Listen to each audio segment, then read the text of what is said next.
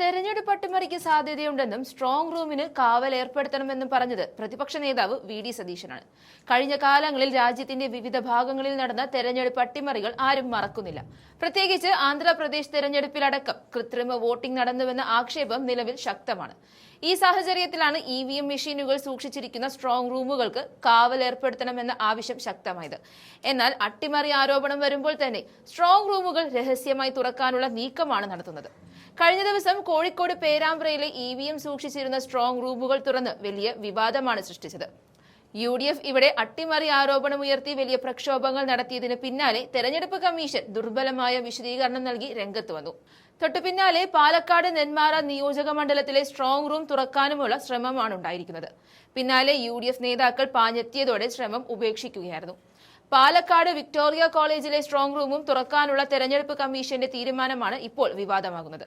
നെന്മാറ നിയോജക മണ്ഡലത്തിന്റെ സ്ട്രോങ് റൂമാണ് തുറക്കാൻ ശ്രമിച്ചത്. പ്രിസൈഡിംഗ് ഓഫീസർ മറന്നുവച്ച ഡയറി തിരികെ എടുക്കാനാണ് സ്ട്രോങ് റൂം തുറക്കുന്നതെന്നാണ് പറയുന്നത്. അത്രയും പ്രധാനമായ ഇടത്ത്, അതും പല രീതിയിലുള്ള വിവാദങ്ങൾ ഉയർന്നു വന്ന ഇടത്ത് എന്തിന് തോന്നും പോലെ പെടുന്യായങ്ങൾ നിരത്തി തുറക്കാനുള്ള ശ്രമങ്ങൾ നടക്കുന്നുവെന്നാണ് ചോദ്യമുയരുന്നത്. കോഴിക്കോടും ചില സാധനങ്ങൾ മറന്നുവെച്ചു എന്നായിരുന്നു ആക്ഷേപം. സമാന രീതിയിലുള്ള നീക്കം തന്നെ നെന്മാറയിലും നടത്താൻ നോക്കിയെങ്കിലും ഫലമുണ്ടായില്ല എന്ന് കാണാൻ സാധിക്കും. മെറ്റീരിയൽ റൂമാണ് തുറക്കുന്നതെന്നും സീൽ ചെയ്ത മുറിയല്ലെന്നും പാലക്കാട് കളക്ടർ MS മാധവിക്കുട്ടി പറഞ്ഞെങ്കിലും UDF അംഗീകരിച്ചില്ല. പിന്നാലെ ശ്രമം ഉപേക്ഷിക്കുകയായിരുന്നു. സ്ട്രോങ് റൂം തുറക്കാനുള്ള നടപടിയിൽ അസ്വാഭാവികതയുണ്ടെന്ന് DCC പ്രസിഡന്റ് A തങ്കപ്പൻ പറയുന്നു. ഓടിപ്പോയി തുറക്കേണ്ട ഒന്നല്ല സ്ട്രോങ് റൂം. എന്താണ് തുറക്കേണ്ട കാര്യമെന്നും സ്ഥാനാർത്ഥി കൂടിയായ DCC പ്രസിഡന്റ് ചോദിക്കുന്നുണ്ട്. കേരളത്തിൽ മുഴുവനും ഇങ്ങനെ തന്നെയാണോ? എല്ലാ റിട്ടേണിംഗ് ഓഫീസർമാരും ഇതുപോലെ എന്തെങ്കിലും കാര്യങ്ങളും മറന്നുവെച്ചിട്ടുണ്ടോ? ഇതിൽ സംശയമുണ്ടെന്നും തങ്കപ്പൻ പറയുന്നുണ്ട്. നേരത്തെ നിയമസഭാ തെരഞ്ഞെടുപ്പിന്റെ വോട്ടെണ്ണലിന് 2 ആഴ്ച മാത്രം ശേഷിക്കെ കോഴിക്കോട് വെള്ളിമാടിക്കുന്ന് JDT ഇസ്ലാം സ്കൂളിൽ വോട്ടിംഗ് യന്ത്രങ്ങൾ സൂക്ഷിച്ച കേന്ദ്രത്തിലെ മുറി തുറന്നതിനെ ചൊല്ലി വൻ വിവാദമാണ് പൊട്ടിപ്പുറപ്പെട്ടത്. വോട്ടിംഗ് യന്ത്രങ്ങൾ സൂക്ഷിച്ച സ്ട്രോങ് റൂമിന് തൊട്ടടുത്തുള്ള സ്റ്റോർ റൂമാണ് തിങ്കളാഴ്ച രാവിലെ പേരാമ്പ്ര നിയോജക മണ്ഡലത്തിലെ റിട്ടേണിംഗ് ഓഫീസറുടെ നേതൃത്വത്തിൽ ഉദ്യോഗസ്ഥർ തുറന്നത്. കൊയിലാണ്ടി, കുന്നമംഗലം, കോഴിക്കോട് നോർത്ത്, കോഴിക്കോട് സൗത്ത്, പേരാമ്പ്ര, ബാലുശ്ശേരി നിയോജക മണ്ഡലങ്ങളിലെ വോട്ടിംഗ് യന്ത്രങ്ങളാണ് ഈ കേന്ദ്രങ്ങളിലുള്ളത്. ഈ മണ്ഡലങ്ങളിലെ UDF സ്ഥാനാർത്ഥികൾ സംസ്ഥാന മുഖ്യ തെരഞ്ഞെടുപ്പ് ഓഫീസർ ഡോക്ടർ രത്തൻ കേൽക്കർ, ജില്ലാ തെരഞ്ഞെടുപ്പ് ഓഫീസർ കൂടിയായ കളക്ടർ സ്നേഹിൽ കുമാർ സിംഗ് എന്നിവർക്ക് പരാതി നൽകിയിട്ടുണ്ട്. തെരഞ്ഞെടുപ്പ് ജോലികളിൽ നിന്നും റിട്ടേണിംഗ് ഓഫീസറെ മാറ്റി നിർത്തണമെന്നും ആവശ്യപ്പെട്ടു. ഇതേ തുടർന്ന് കളക്ടറോട് സംസ്ഥാന മുഖ്യ തെരഞ്ഞെടുപ്പ് ഓഫീസർ റിപ്പോർട്ട് തേടിയിട്ടുണ്ട്.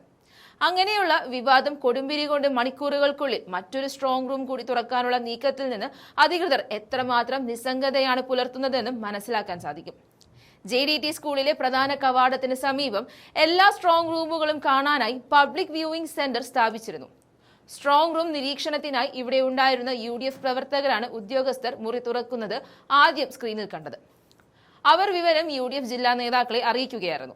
കളക്ടറോട് അന്വേഷിച്ചപ്പോൾ പേരാമ്പ്ര മണ്ഡലത്തിന്റെ വരണാധികാരിക്ക് അനുമതി നൽകിയിട്ടുണ്ടെന്നായിരുന്നു മറുപടി.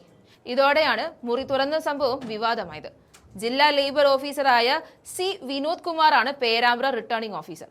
ഈ ഉദ്യോഗസ്ഥനെ പിൻവലിക്കണമെന്ന ആവശ്യം ശക്തമായി ഉന്നയിച്ചിട്ടുണ്ട് UDF നേതാക്കൾ. അതേസമയം എൻകോർ സോഫ്റ്റ്വെയർ അപ്ഡേറ്റ് ചെയ്യുന്നതിനായാണ് സീൽ ചെയ്യാത്ത മുറി തുറന്നതെന്നാണ് പേരാമ്പ്ര റിട്ടേണിംഗ് ഓഫീസറായ C വിനോദ് കുമാർ വിശദീകരിക്കുന്നത്. ഇത് പക്ഷേ പ്രതിപക്ഷം മുഖവിലേക്കെടുത്തിട്ടില്ല. തെരഞ്ഞെടുപ്പ് പ്രക്രിയയ്ക്കിടയിൽ ഗുരുതരമായ വീഴ്ചയാണ് സംഭവിച്ചിരിക്കുന്നത്. സംഭവത്തിൽ കൊയിലാണ്ടിയിലെ K Praveen Kumar, കുന്നമംഗലത്തെ MA Razak, Kozhikode നോർത്തിലെ K Jayant, Kozhikode സൗത്തിലെ Faisal Babu, പേരാമ്പ്രയിലെ Fathima Thahliya, ബാലുശ്ശേരിയിലെ VT Sooraj എന്നിവർ സംയുക്തമായാണ് പരാതി നൽകിയിരിക്കുന്നത്.